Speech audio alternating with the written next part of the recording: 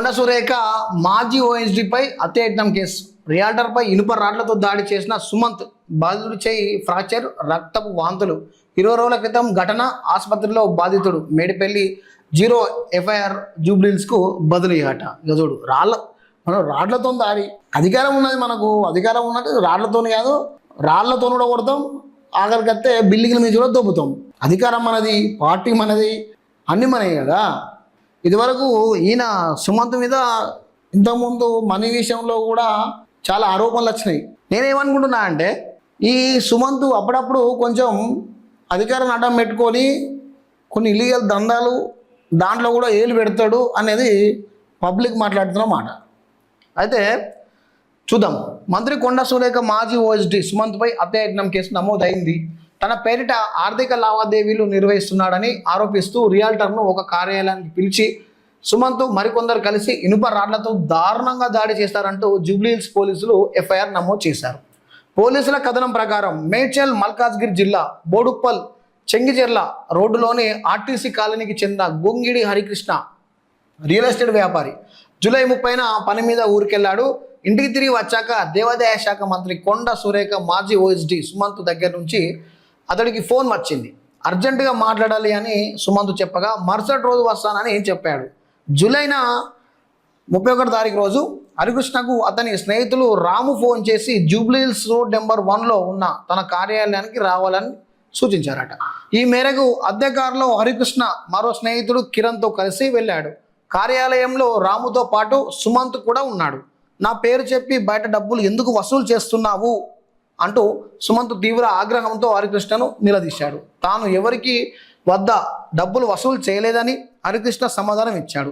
వినిపించుకోకుండా సుమంత్ దుర్భాషలాడుతూ అక్కడ ఉన్న ఇనుప రాడ్లతో హరికృష్ణ చేతులు కాళ్ళపై దాడి చేశాడని, కొద్దిసేపటికి అక్కడకు వచ్చిన అనుచరులతో హరికృష్ణను చంపేయండి అని వెళ్ళిపోయాడట. చూడిగా కొట్టవుడు కాకుండా ఆయన చంపేయండి అని చెప్పి పోయిండట.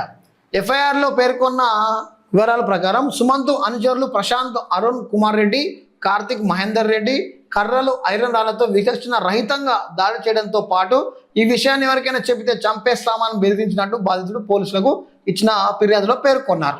దాడిలో హరికృష్ణ ఎడమ చేయి విరిగింది. తీవ్ర గాయాలై రక్తపు వాంతులు కూడా చేసుకున్నాడు. అదే సమయంలో 2 పోలీస్ కానిస్టేబుల్ అక్కడికి చేరుకొని బాధితుడిని జూబ్లీహిల్స్ పోలీస్ స్టేషన్కు తరలించారు. తీవ్ర రక్తస్రావం అవుతుండడంతో తక్షణ వైద్యం చేయించుకొని వస్తానని చెప్పి బాధితుడు అక్కడి నుంచి ఆసుపత్రికి వెళ్ళాడు. గాయపడిన హరికృష్ణ తొలుత గాంధీ ఆసుపత్రికి, ఆ తర్వాత చెంగిచెర్లలోని ఎస్విఎస్ ఆసుపత్రికి ప్రాథమిక చికిత్స పొందాడు.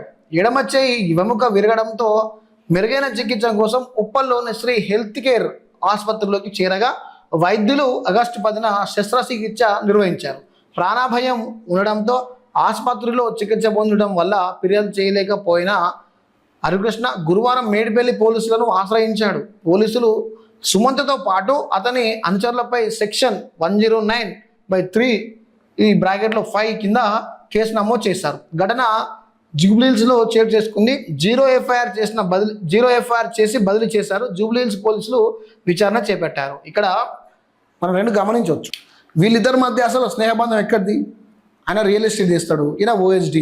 ఏదో ల్యాండ్ విషయంలో వీళ్ళకు కిరికిరి వచ్చినట్టున్నది మొదటిది. ఇప్పుడు నా పేరు చెప్పుకొని డబ్బులు వసూలు చేస్తున్నావు అనేది అంతా ఉత్తరం ముచ్చట. వీళ్ళిద్దరి మధ్య ల్యాండ్ తగాదాలేమో వచ్చినట్టున్నది. దాంట్లో ఈ ఓఎస్డీ సుమంత్ కొంచెం అత్యుత్సాహం ప్రదర్శించినట్టున్నది. కొంతమంది ఈయనకు సంబంధించిన అంశాలను తీసుకొని పోయి విచక్షణ రహితంగా రాడ్లతోటి కాళ్ళ మీద చేతుల మీద కొట్టింది. ఇంకొకటి విషయం ఏంటి అంటే రాడ్లు కర్రలతో దాడి చేసిండు విచక్షణ రహితంగా. మళ్ళీ కింద పడి ఉంటే పోలీసు వాళ్ళు పోయి అక్కడ తీసుకున్నారట. అంటే చూడండి, పోలీసు వాళ్ళు కూడా తీసుకుపోయి హాస్పిటల్లో చేర్చినాక ఆ కేసును ఇంకా నీరు గారిపోయడం చేస్తారు. అధికారం వాళ్ళది కదా. ఇప్పుడు ఈ కేసు నిలబడుతుందా? ఆ కేసు ఆయనకి న్యాయం జరుగుతుందా? ముమ్మాటికి జరగదు. అది ఎందుకు జరగదు అంటే అధికారం వీళ్ళది, పోలీసు వీళ్ళోలే, మంత్రి, ఓఎస్డీ అంతా వీళ్ళదే కదా. కాబట్టి పోలీసు వాళ్ళు చూసినా ఏం చేసినా వీళ్ళకు న్యాయం జరగదు, చెప్తున్నా కదా.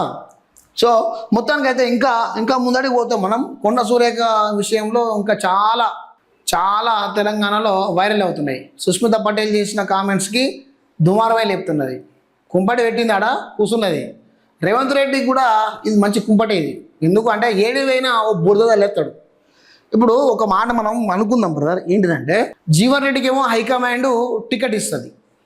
ఓకే, ఈ పరకాలకు ఆయన పేరేంది ఏమన్నారా గుర్తులేదు, సరే ఎవరో ఆయనకు రేవంత్ రెడ్డి గెలిపిస్తాడట. అంటే ఆయన టికెట్ ఇవ్వకముందు ఆయన గెలిపిస్తాడా? మరి జీవన్ రెడ్డికి టికెట్ నువ్వే గెలిపించచ్చు కదా. మరి ఆడపోయి అక్కడ కుంపడి పెడుతుంది, ఈడికొచ్చి ఈడ కుంపడి పెడుతుంది. ఆడిపోయి జీవన్ రెడ్డి కుక్క అంటివి, సిగ్గిలోడ అంటివి. ఈడికొచ్చి మళ్ళీ కొండ సురేఖ ఇంట్లో కుంపడి పెడుతుంది. అన్ని కుంపట్లు పెట్టి ఆడ కూర్చుంటివి, మళ్ళీ సుస్మిత పటేల్తో ప్రెస్ మీట్లో నువ్వు ఎక్కుతుంది. అన్నీ చేసేది రేవంత్ అన్నే, కాకపోతే బదనాం వేసేది ఈ నాయకుల మీద.